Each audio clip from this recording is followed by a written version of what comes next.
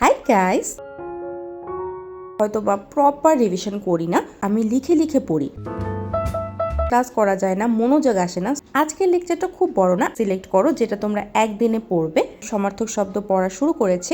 Just look at the view. Coaching করলে ভালো হবে নাকি নিজে নিজে বাসায় প্রিপারেশন নিলে ভালো হবে? এখানে আম্মু আমাকে স্ন্যাক্স বানিয়ে দিচ্ছে, স্পেশাল কিছু একটা।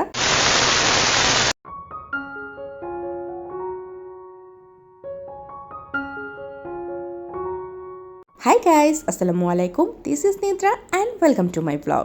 সো গাইস, আজকের স্টাডি সেশনটা আমি শুরু করছি একদম ভোর 4টা থেকে। অ্যান্ড এটা কিন্তু কোনো প্ল্যান্ড স্টাডি সেশন না। আমার হুট করে ঘুমটা ভেঙে গিয়েছে অ্যান্ড তারপরে কিছুতেই ঘুম আসছিল না। তো আমি ভাবলাম এপাশ ওপাশ করার থেকে বই নিয়ে বসি, কারণ বইয়ের মধ্যে একটা ম্যাজিক আছে, বই দেখলে ঘুম চলে আসে। তো আজকের পড়াটা আমি শুরু করছি বাংলা দিয়ে। গতকালকে আমি সমার্থক শব্দ পড়া শুরু করেছি অ্যান্ড অবভিয়াসলি সেটা আমার শেষ হয়নি, বিকজ সমার্থক শব্দ অনেক অনেক পড়া আছে। অ্যান্ড আমি গতকালকে কিছু গুরুত্বপূর্ণ সমার্থক শব্দ পড়েছি অ্যান্ড আজকে আমি আরও কিছু পড়ব। আসলে সমার্থক শব্দে এত এত পড়া, তো আমি ভেবেছি এটা আমি অল্প অল্প করে পড়বো অ্যান্ড বেশি বেশি করে পড়ার ট্রাই করব, যেহেতু এটাতে আমার প্রবলেম হয়। অ্যাকচুয়ালি আমি প্রতিবারই নতুন নতুন শব্দ অনেকটাই খুঁজে পাই, তো দ্যাটস ওয়াই। অ্যান্ড আমি আরেকটা জিনিস ফলো করি পড়ার ক্ষেত্রে, সেটা হচ্ছে যখন আমার কাছে কোনো টপিক অনেক বেশি কঠিন মনে হয় বা কোনো কিছু মেমোরাইজ করতে ডিফিকাল্ট মনে হয়, তখন আমি যে জিনিসটা করি সেটা হচ্ছে আমি লিখে লিখে পড়ি।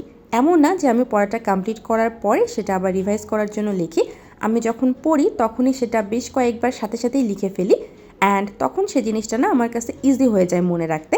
তো সমার্থক শব্দের ক্ষেত্রেও আমার ডিফিকাল্টিস ফেস হচ্ছিল, কারণ একটা করে শব্দেরই এত এতগুলো অর্থ, তো অনেক কিছু মনে থাকছিল না। তো আমার কাছে যেগুলো মনে হচ্ছিল একটু ডিফিকাল্ট, মনে রাখা কঠিন, সেগুলো আমি এখানে লিখে লিখেই পড়ছি। অ্যান্ড গাইস, বিসিএসের পড়াশোনাটা হচ্ছে এমন, আমরা সবাই কিন্তু পড়ি, বাট তারপরেও আমরা ভুলে যাই। অনেক সময় এমন হয় আমরা যে জিনিসটা পড়ে গেছি সেটাও কিন্তু আমরা পরীক্ষায় অ্যান্সার করতে পারি না। অ্যান্ড এটার পিছনে মেইন কারণই হচ্ছে যে আমরা হয়তো বা প্রপার রিভিশন করি না। সো বিসিএস প্রিপারেশনের জন্য খুবই ইম্পর্টেন্ট একটা জিনিস, আমরা যাই পড়ি না কেন সেটা প্রচুর প্রচুর রিভিশন করতে হবে।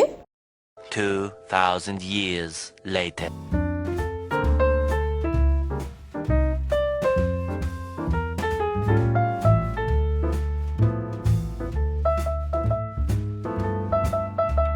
একটু পরে আমার ক্লাস শুরু হবে, তো আমি ভাবলাম তার আগে একটু ব্রেক নিই, বিকজ একদম পড়া থেকে উঠে আসলে ক্লাস করা যায় না, মনোযোগ আসে না। সো দ্যাটস ওয়াই ব্রেক নেওয়ার পরে আমার ব্রেন একদমই রেডি ক্লাস করার জন্য। অ্যান্ড আজকে হচ্ছে আমার ইংলিশ ক্লাস।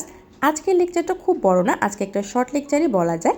আজকে আমাদেরকে ভয়েস পড়ানো হবে অ্যান্ড ইংলিশ গ্রামার ক্লাস আমি অনেক বেশি এনজয় করি, বিকজ এখানে সব কিছুই থাকে বোঝার অ্যান্ড প্র্যাকটিস করার। অ্যান্ড এটা আমার ছোটোবেলা থেকে অনেক পছন্দের একটা সাবজেক্ট। সো এখন ক্লাস করি।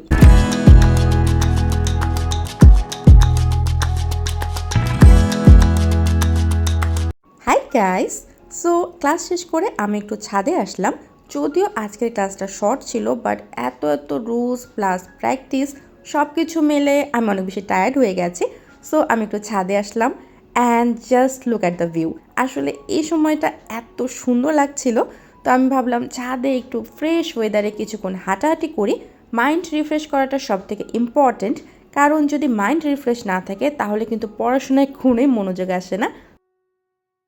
Later. আজকের আমার সারাদিনের স্টাডি প্ল্যানে শুধুমাত্র আমি 3টা সাবজেক্ট রেখেছি।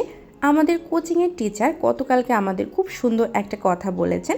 তো আমাদের কোচিংয়ের একজন স্টুডেন্ট ওনার কাছে জিজ্ঞেস করেছিলেন যে আসলে কিভাবে বিসিএসের জন্য গুছিয়ে পড়াশোনা করা যায় যাদের একটু পড়াটা পিছিয়ে গেছে। তো উনি খুব সুন্দর করে বলেছিলেন যে তোমাদের একদিনে এতগুলো সাবজেক্ট পড়তে হবে না, তোমরা কিছু সাবজেক্ট সিলেক্ট করো যেটা তোমরা একদিনে পড়বে। অ্যান্ড বিসিএসের পড়াটা হচ্ছে এমন, এলোমেলো করে আসলে পড়াটা পড়া যাবে না, সব কিছু গুছিয়ে একটা সিরিয়াল মেনটেন করে পড়তে হবে। অনেকেই আমাকে জিজ্ঞেস করেন যে বিসিএসের জন্য কোচিং করলে ভালো হবে নাকি নিজে নিজে বাসায় প্রিপারেশন নিলে ভালো হবে। তো আমি আসলে যে কারণে কোচিংটা করি সেটা হচ্ছে টিচারদের এই মোটিভেশন। অনেক সময় এমন হয় যে মোরাল অনেক বেশি ডাউন হয়ে যায়, পড়তে ইচ্ছে হয় না, তো ওই সময় টিচারদের এই কথাগুলো না খুব ভালো লাগে অ্যান্ড অনেক বেশি মোটিভেশন পাওয়া যায়। তো দ্যাটস ওয়াই আমি কোচিংটা করি।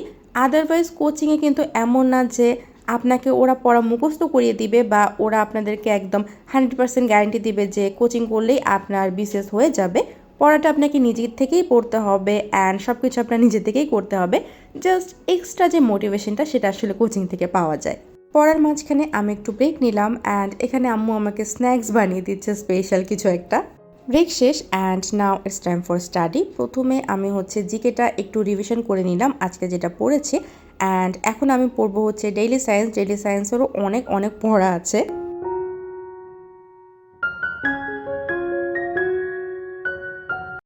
2,000 years later. এখন বাজে হচ্ছে একটা অ্যান্ড আমার আজকের দিনের স্টাডি ডান। আজকে আমি অল্প টার্গেট রেখেছিলাম, তো আমার টার্গেট খুব ভালো মতো কমপ্লিট হয়ে গেছে। অ্যান্ড গাইস, আমি অনেক বেশি টায়ার্ড, আমার অনেক বেশি ঘুম পাচ্ছে। গতকালকে আমার ঘুম হয়নি, তো সেটার এফেক্টস এখন দেখা দিচ্ছে। তো অনেক বেশি আমি টায়ার্ড হয়ে গেছি। তো আজকের ব্লগটা এখানেই শেষ করছি। সবাই ভালো থাকবেন, সুস্থ থাকবেন। আল্লাহ হাফেজ, টাটা।